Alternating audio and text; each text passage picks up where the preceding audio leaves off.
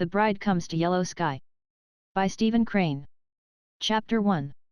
The great Pullman was whirling onward with such dignity of motion that a glance from the window seemed simply to prove that the plains of Texas were pouring eastward. Vast flats of green grass, dull-hued spaces of mesquite and cactus, little groups of frame houses, woods of light and tender trees, all were sweeping into the east, sweeping over the horizon, a precipice. A newly married pair had boarded this train at San Antonio. The man's face was reddened from many days in the wind and sun, and a direct result of his new black clothes was that his brick-colored hands were constantly performing in a most conscious fashion. From time to time he looked down respectfully at his attire. He sat with a hand on each knee, like a man waiting in a barber's shop. The glances he devoted to other passengers were furtive and shy. The bride was not pretty, nor was she very young. She wore a dress of blue cashmere, with small reservations of velvet here and there, and with steel buttons abounding. She continually twisted her head to regard her puff sleeves, very stiff, straight, and high. They embarrassed her. It was quite apparent that she had cooked, and that she expected to cook, dutifully. The blushes caused by the careless scrutiny of some passengers as she had entered the car were strange to see upon this plain, under-class countenance, which was drawn in placid, almost emotionless lines. They were evidently very happy. "Ever been in a parlor car before?" he asked, smiling with delight. "No," she answered, "I never was." "It's fine, ain't it?" "Great. And then, after a while, we'll go forward to the diner, and get a big layout. Finest meal in the world. Charge $1. "Oh, do they?" cried the bride. "Charge $1? Why, that's too much, for us, ain't it, Jack?" "Not this trip, anyhow," he answered bravely. "We're going to go the whole thing." Later, he explained to her about the train. "You see, it's 1,000 miles from one end of Texas to the other, and this train runs right across it, and never stops but 4 times. He had the pride of an owner. He pointed out to her the dazzling fittings of the coach, and, in truth, her eyes opened wider as she contemplated the sea-green figured velvet, the shining brass, silver, and glass, the wood that gleamed as darkly brilliant as the surface of a pool of oil. At one end a bronze figure sturdily held a support for a separated chamber, and at convenient places on the ceiling were frescoes in olive and silver. To the minds of the pair, their surroundings reflected the glory of their marriage that morning in San Antonio. This was the environment of their new estate, and the man's face, in particular, beamed with an elation that made him appear ridiculous to the Negro porter. This individual at times surveyed them from afar with an amused and superior grin. On other occasions he bullied them with skill in ways that did not make it exactly plain to them that they were being bullied. He subtly used all the manners of the most unconquerable kind of snobbery. He oppressed them, but of this oppression they had small knowledge, and they speedily forgot that unfrequently a number of travelers covered them with stares of derisive enjoyment. Historically there was supposed to be something infinitely humorous in their situation. "We are due in Yellow Sky at 3:42, he said, looking tenderly into her eyes. "Oh, are we?" she said, as if she had not been aware of it. To evince surprise at her husband's statement was part of her wifely amiability. She took from a pocket a little silver watch, and as she held it before her, and stared at it with a frown of attention, the new husband's face shone. "I bought it in San Anton from a friend of mine," he told her gleefully. "It's 17 minutes past 12, she said, looking up at him with a kind of shy and clumsy coquetry. A passenger, noting this play, grew excessively sardonic, and winked at himself in one of the numerous mirrors. At last they went to the dining car. 2 rows of Negro waiters in dazzling white suits surveyed their entrance with the interest, and also the equanimity, of men who had been forewarned. The pair fell to the lot of a waiter who happened to feel pleasure in steering them through their meal. He viewed them with the manner of a fatherly pilot, his countenance radiant with benevolence. The patronage entwined with the ordinary deference was not palpable to them. And yet as they returned to their coach they showed in their faces a sense of escape. To the left, miles down a long purple slope, was a little ribbon of mist, where moved the keening Rio Grande. The train was approaching it at an angle, and the apex was Yellow Sky. Presently it was apparent that as the distance from Yellow Sky grew shorter, the husband became commensurately restless. His brick-red hands were more insistent in their prominence. Occasionally he was even rather absent-minded and far away when the bride leaned forward and addressed him. As a matter of truth, Jack Potter was beginning to find the shadow of a deed weigh upon him like a leaden slab. He, the town marshal of Yellow Sky, a man known, liked, and feared in his corner, a prominent person, had gone to San Antonio to meet a girl he believed he loved, and there, after the usual prayers, had actually induced her to marry him without consulting Yellow Sky for any part of the transaction. He was now bringing his bride before an innocent and unsuspecting community. Of course, people in Yellow Sky married as it pleased them in accordance with a general custom, but such was Potter's thought of his duty to his friends, or of their idea of his duty, or of an unspoken form which does not control men in these matters, that he felt he was heinous. He had committed an extraordinary crime. Face to face with this girl in San Antonio, and spurred by his sharp impulse, he had gone headlong over all the social hedges. At San Antonio he was like a man hidden in the dark. A knife to sever any friendly duty, any form, was easy to his hand in that remote city. But the hour of Yellow Sky, the hour of daylight, was approaching. He knew full well that his marriage was an important thing to his town. It could only be exceeded by the burning of the new hotel. His friends would not forgive him. Frequently he had reflected upon the advisability of telling them by telegraph, but a new cowardice had been upon him. He feared to do it. And now the train was hurrying him toward a scene of amazement, glee, reproach. He glanced out of the window at the line of haze swinging slowly in toward the train. Yellow Sky had a kind of brass band which played painfully to the delight of the populace. He laughed without heart as he thought of it. If the citizens could dream of his prospective arrival with his bride, they would parade the band at the station, and escort them, amid cheers and laughing congratulations, to his adobe home. He resolved that he would use all the devices of speed and plainscraft in making the journey from the station to his house. Once within that safe citadel, he could issue some sort of a vocal bulletin, and then not go among the citizens until they had time to wear off a little of their enthusiasm. The bride looked anxiously at him. "What's worrying you, Jack?" He laughed again. "I'm not worrying, girl. I'm only thinking of Yellow Sky." She flushed in comprehension. A sense of mutual guilt invaded their minds, and developed a finer tenderness. They looked at each other with eyes softly aglow. But Potter often laughed the same nervous laugh. The flush upon the bride's face seemed quite permanent. The traitor to the feelings of Yellow Sky narrowly watched the speeding landscape. "We're nearly there," he said. Presently the porter came and announced the proximity of Potter's home. He held a brush in his hand, and, with all his airy superiority gone, he brushed Potter's new clothes, as the latter slowly turned this way and that way. Potter fumbled out a coin, and gave it to the porter as he had seen others do. It was a heavy and muscle-bound business, as that of a man shoeing his first horse. The porter took their bag, and, as the train began to slow, they moved forward to the hooded platform of the car. Presently the two engines and their long string of coaches rushed into the station of Yellow Sky. "They have to take water here," said Potter, from a constricted throat, and in mournful cadence as one announcing death. Before the train stopped his eye had swept the length of the platform, and he was glad and astonished to see there was no one upon it but the station agent, who, with a slightly hurried and anxious air, was walking toward the water tanks. When the train had halted, the porter alighted first and placed in position a little temporary step.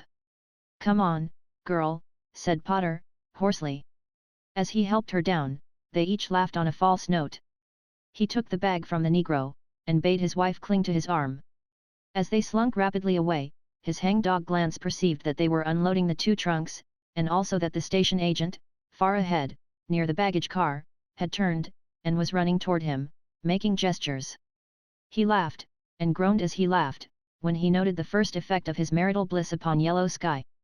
He gripped his wife's arm firmly to his side, and they fled. Behind them the porter stood chuckling fatuously. Chapter 2. The California Express on the Southron Railway was due at Yellow Sky in 21 minutes.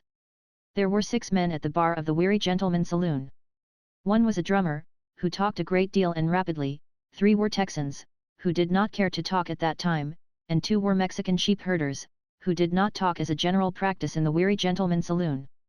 The barkeeper's dog lay on the boardwalk that crossed in front of the door. His head was on his paws, and he glanced drowsily here and there with the constant vigilance of a dog that is kicked on occasion. Across the sandy street were some vivid green grass plots, so wonderful in appearance amid the sands that burned near them in a blazing sun, that they caused a doubt in the mind. They exactly resembled the grass mats used to represent lawns on the stage. At the cooler end of the railway station a man without a coat sat in a tilted chair and smoked his pipe. The fresh-cut bank of the Rio Grande circled near the town, and there could be seen beyond it a great plum-colored plain of mesquite. Save for the busy drummer and his companions in the saloon, Yellow Sky was dozing. The newcomer leaned gracefully upon the bar, and recited many tales with the confidence of a bard who has come upon a new field. And at the moment that the old man fell downstairs, with the bureau in his arms, the old woman was coming up with 2 scuttles of coal, and, of course, the drummer's tale was interrupted by a young man who suddenly appeared in the open door. He cried, "Scratchy Wilson's drunk, and has turned loose with both hands."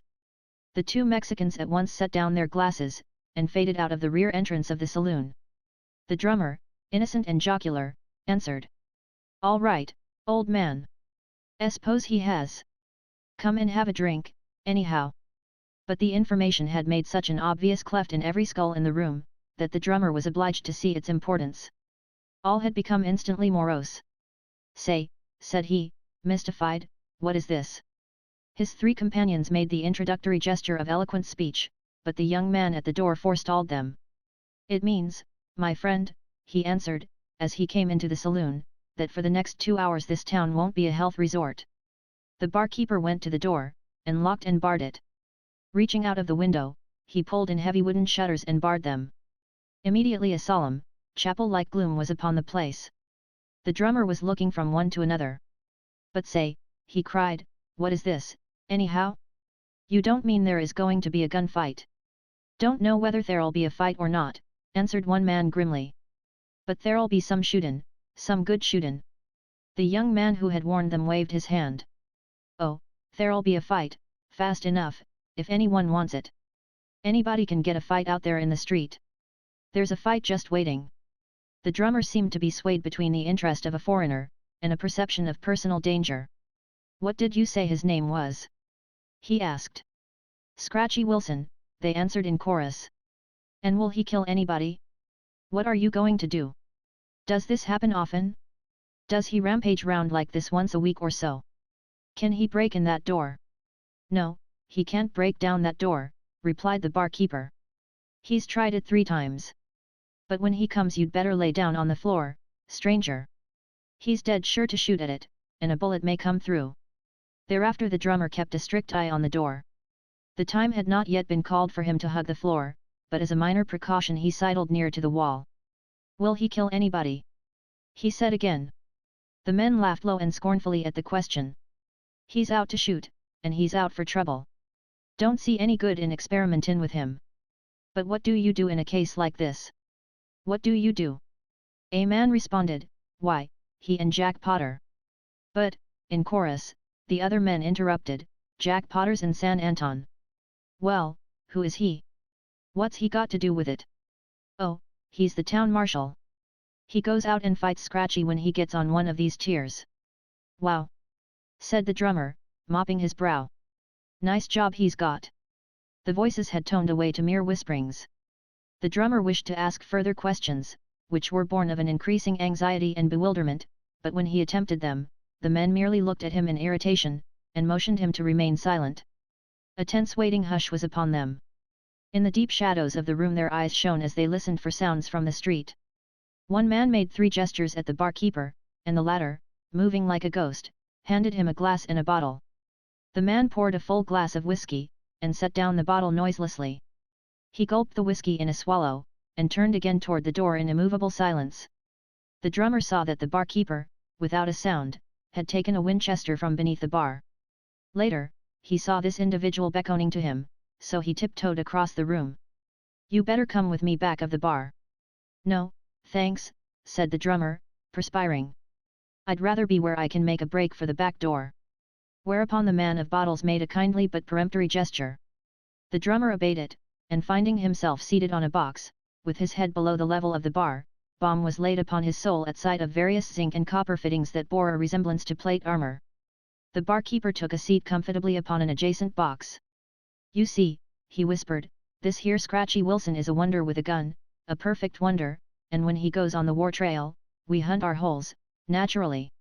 He's about the last one of the old gang that used to hang out along the river here. He's a terror when he's drunk. When he's sober he's all right, kind of simple, wouldn't hurt a fly, nicest fellow in town. But when he's drunk, whew!"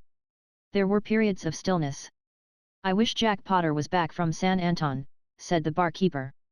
"He shot Wilson up once, in the leg, and he would sail in and pull out the kinks in this thing.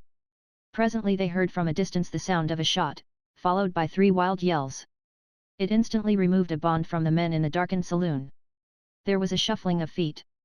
They looked at each other. "Here he comes," they said. Chapter 3. A man in a maroon-colored flannel shirt, which had been purchased for purposes of decoration, and made, principally, by some Jewish women on the east side of New York, rounded a corner and walked into the middle of the main street of Yellow Sky. In either hand the man held a long, heavy blue-black revolver. Often he yelled, and these cries rang through a semblance of a deserted village, shrilly flying over the roofs in a volume that seemed to have no relation to the ordinary vocal strength of a man. It was as if the surrounding stillness formed the arch of a tomb over him. These cries of ferocious challenge rang against walls of silence. And his boots had red tops with gilded imprints, of the kind beloved in winter by little sledging boys on the hillsides of New England. The man's face flamed in a rage begot of whiskey. His eyes, rolling and yet keen for ambush, hunted the still doorways and windows. He walked with the creeping movement of the midnight cat. As it occurred to him, he roared menacing information. The long revolvers in his hands were as easy as straws, they were moved with an electric swiftness. The little fingers of each hand played sometimes in a musician's way. Plain from the low collar of the shirt, the cords of his neck straightened and sank as passion moved him. The only sounds were his terrible invitations. The Commodobes preserved their demeanor at the passing of this small thing in the middle of the street. There was no offer of fight, no offer of fight.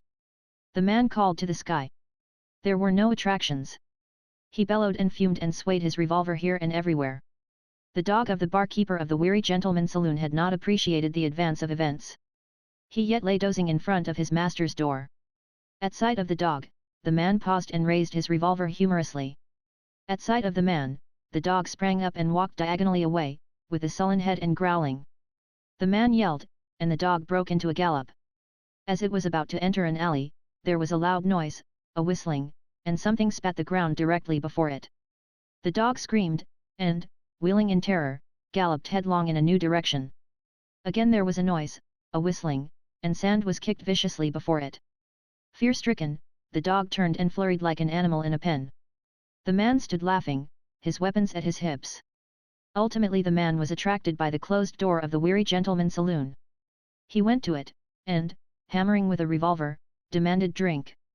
The door remaining imperturbable, he picked a bit of paper from the walk, and nailed it to the framework with a knife. He then turned his back contemptuously upon this popular resort, and, walking to the opposite side of the street and spinning there on his heel quickly and lithely, fired at the bit of paper. He missed it by a half-inch. He swore at himself, and went away. Later, he comfortably fusilladed the windows of his most intimate friend.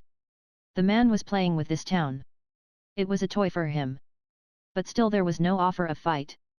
The name of Jack Potter, his ancient antagonist, entered his mind, and he concluded that it would be a glad thing if he should go to Potter's house, and, by bombardment, induce him to come out and fight. He moved in the direction of his desire, chanting Apache scalp music. When he arrived at it, Potter's house presented the same still, calm front as had the other adobes. Taking up a strategic position, the man howled a challenge. But this house regarded him as might a great stone god. It gave no sign. After a decent wait, the man howled further challenges, mingling with them wonderful epithets. Presently there came the spectacle of a man churning himself into deepest rage over the immobility of a house.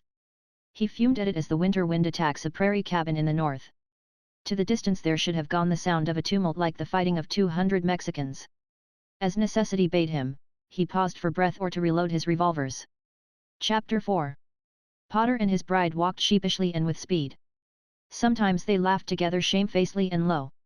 "Next corner, dear," he said finally. They put forth the efforts of a pair walking bout against a strong wind.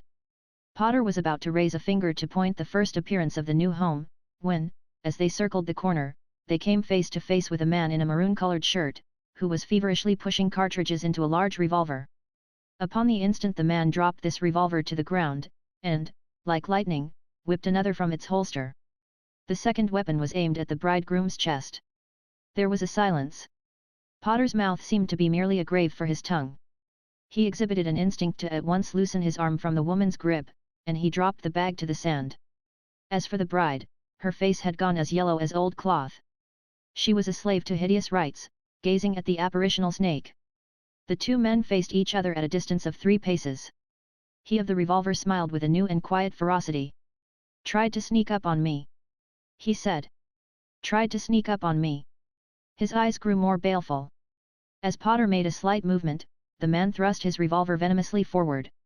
"No, don't you do it, Jack Potter. Don't you move a finger towards a gun just yet. Don't you move an eyelash. The time has come for me to settle with you, and I'm going to do it my own way, and loaf along with no interferin'. So if you don't want a gun bent on you, just mind what I tell you." Potter looked at his enemy. "I ain't got a gun on me, Scratchy," he said. "Honest, I ain't." He was stiffening and steadying, but yet somewhere at the back of his mind a vision of the Pullman floated, the sea-green figured velvet, the shining brass, silver and glass, the wood that gleamed as darkly brilliant as the surface of a pool of oil, all the glory of their marriage, the environment of the new estate. "You know I fight when it comes to fighting, Scratchy Wilson, but I ain't got a gun on me. You'll have to do all the shootin' yourself." His enemy's face went livid. He stepped forward, and lashed his weapon to and fro before Potter's chest. "Don't you tell me you ain't got no gun on you, you whelp. Don't tell me no lie like that. There ain't a man in Texas ever seen you without no gun. Don't take me for no kid." His eyes blazed with light and his throat worked like a pump. "I ain't talking you for no kid," answered Potter. His heels had not moved an inch backward. "I'm talking you for a fool. I tell you I ain't got a gun, and I ain't. If you're going to shoot me up, you'd better begin now. You'll never get a chance like this again." So much enforced reasoning had told on Wilson's rage. He was calmer. "If you ain't got a gun, why ain't you got a gun?" he sneered. "Been to Sunday school? I ain't got a gun because I've just come from San Anton with my wife. I'm married," said Potter. "And if I'd thought there was going to be any galoots like you prowling around when I brought my wife home, I'd had a gun, and don't you forget it." "Married?" said Scratchy, not at all comprehending. "Yes, married. I'm married," said Potter, distinctly. "Married," said Scratchy, seeming for the first time he saw the drooping drowning woman at the other man's side. "No," he said. He was like a creature allowed a glimpse of another world. He moved a pace backward, and his arm with the revolver dropped to his side. Is this the lady?" he asked. "Yes, this is the lady," answered Potter. There was another period of silence. "Well," said Wilson at last, slowly, "I suppose it's all off now." "It's all off if you say so, Scratchy. You know I didn't make the trouble." Potter lifted his valise. "Well, I low it's off, Jack," said Wilson. He was looking at the ground. "Married." He was not a student of chivalry, it was merely that in the presence of this foreign condition he was a simple child of the earlier plains. He picked up his starboard revolver, and placing both weapons in their holsters, he went away. His feet made funnel-shaped tracks in the heavy sand.